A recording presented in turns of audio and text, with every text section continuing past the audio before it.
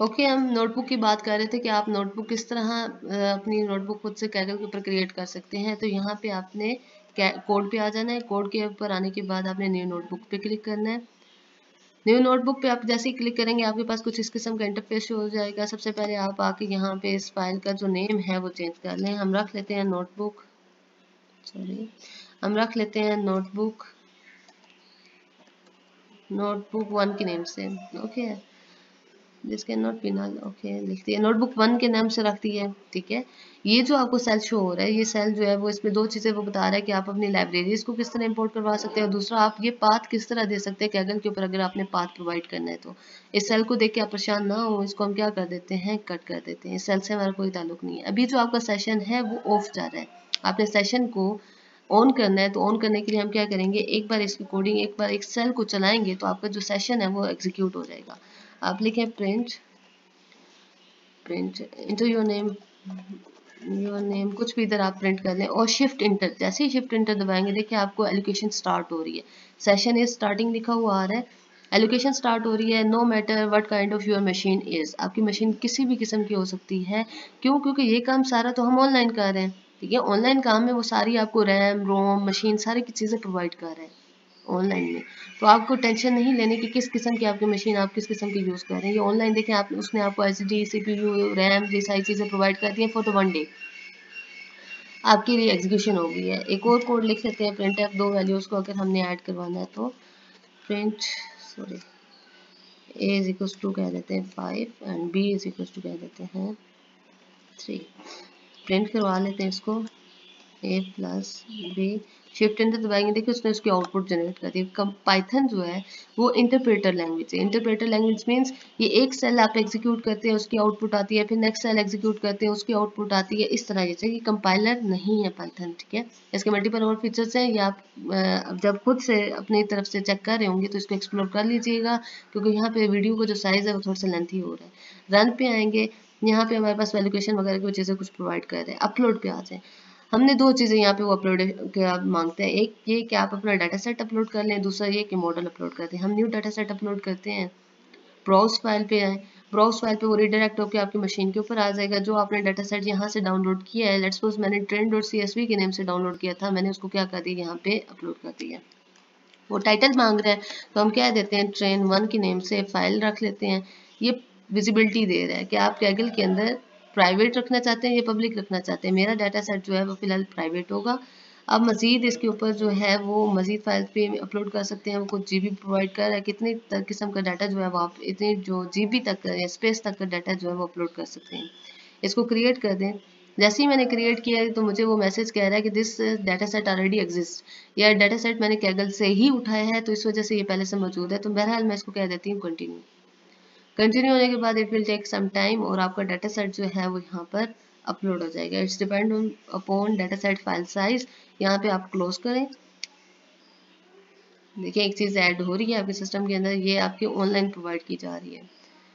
train1 जो मेरी file है डाटा सेट वो रेडी है। देखिए ये नेम पड़ा हुआ है train1 डाटा सेट के नेम से। अब लेट्स सपोज मेरे डाटा सेट है क्या, क्योंकि विजिबल तो आपको भी नहीं है, आपने भी इसको नहीं देखा हुआ, क्योंकि मैंने जो स्क्रीन रिकॉर्डर लगाया हुआ है वो जस्ट गूगल कवरेज का लगाया हुआ है, सिस्टम का नहीं लगाया हुआ। तो मैं यहाँ पे आपको विजिबल करवा देती हूँ कि इस डाटा सेट के अंदर है क्या। डाटा सेट को रीड करने के लिए जो लाइब्रेरी यूज़ होती है उसको हम यहाँ पे लिखते हैं। सबसे पहले लिखें इंपोर्ट, लाइब्रेरीज इंपोर्ट करवाने के लिए पांडास, पांडा की जो लाइब्रेरी है वो हमारे पास क्या करती है, डाटा सेट को रीड करने के लिए यूज़ की जाती है। Import pandas as PD. PD क्या है, पीडी एज जो है वो रीनेमिंग के लिए यूज होती है। As PD means next time आपने जब भी लिखना है तो आपको पूरा पांडास लिखने की बजाय आप क्या लिख रहे हो, पीडी लिख रहे हो। सेकंड पे हम लाइब्रेरी इंपोर्ट करवाते हैं, import numpy as np। numpy की जो लाइब्रेरी है वो हमारे पास न्यूमेरिक वैल्यूज को रीड करने के लिए यूज की जाती है। जस्ट आप शिफ्ट इंटर दबाएं, जैसे ही शिफ्ट इंटर दबाएंगे आपका जो सेल है वो एग्जीक्यूट हो चुका है। ये देखें सेल एग्जीक्यूट हो चुके हैं। हमने इस डाटा सेट को क्या करना है, रीड करना है। रीड करने के लिए आप क्या करेंगे, pd डॉट रीड, रीड का हम जो फंक्शन है वो यूज करेंगे, अंडरस्कोर csv उस फाइल का नाम है, csv फाइल की टाइप के एक्सटेंशन का नाम है, pd dot read underscore csv bracket में लिखें आप सिंगल कोट के अंदर, इसका पाथ देना है। इस स्पेसिफिक फाइल का हम क्या देंगे, पाथ देंगे, कॉपी फाइल पाथ यहाँ पे आ जाएं, कंट्रोल V करें, फाइल आ गई। इसको हम किसी ना किसी वेरिएबल के अंदर क्या कर लेते हैं, स्टोर कर लेते हैं। लेट्स सपोज मैं डेम या डाटा DF के नेम से जो डाटा है उसके अंदर मैं क्या करवा रही हूँ, उसको स्टोर करवा रही हूँ। शिफ्ट इंटर दबाएं, आपका कोड एग्जीक्यूट हो चुका है। अभी हमारे पास जो पांडा की हमने लाइब्रेरी इंपोर्ट करवाई है, इसने सिर्फ इस डाटा सेट को क्या किया है, रीड किया है। अभी इसको नहीं पता उसमें अंदर क्या है, हमें नहीं विजिबल नहीं हुआ। तो हम इसको देखने के लिए क्या करेंगे, df.info पहले ले लेते हैं। ठीक है, डाटा सेट की इंफॉर्मेशन क्या है वो ले लेते हैं, df.info, शिफ्ट इंटर दबाएं। वो सारी इंफॉर्मेशन दे रहा है आपको। इंफॉर्मेशन में वो दे रहा है कि आपके जो क्लास पांडा जो उसने रीड किया है कि 12 कॉलम्स हैं, पैसेंजर आईडी नेम्स ये हैं, इतनी वो उसके आगे डाटा टाइप, ये सारी इंफॉर्मेशन वो यहाँ पे आपको प्रोवाइड कर रहा है। अब लेट्स सपोज हमें नहीं मालूम कितनी डाटा के अंदर कितने कॉलम्स हैं और कितनी रोज हैं, तो उसको चेक करने के लिए हम क्या देखेंगे, df.shape करेंगे, शिफ्ट इंटर दबाएंगे। वो कह रहा है कि 891 जो है इसके अंदर रोज हैं और 12 टोटल कॉलम्स हैं। अगेन इन्फो भी होगी, आप चाहते हैं कि अपना डाटा सेट जो है वो सी कर सकें, देख सकें, तो df डॉट आप क्या लिखेंगे, डाटा सेट को देखने के लिए आप लिखेंगे df डॉट हेड। हेड के अंदर आप फर्स्ट 5 भी कर सकते हैं और जितना भी है आपके पास। लेट्स सपोज हमारे पास 891 रोज हैं, तो मैं चाहती हूँ मुझे 891 रोज ही क्या हो जाए, विजिबल हो जाए।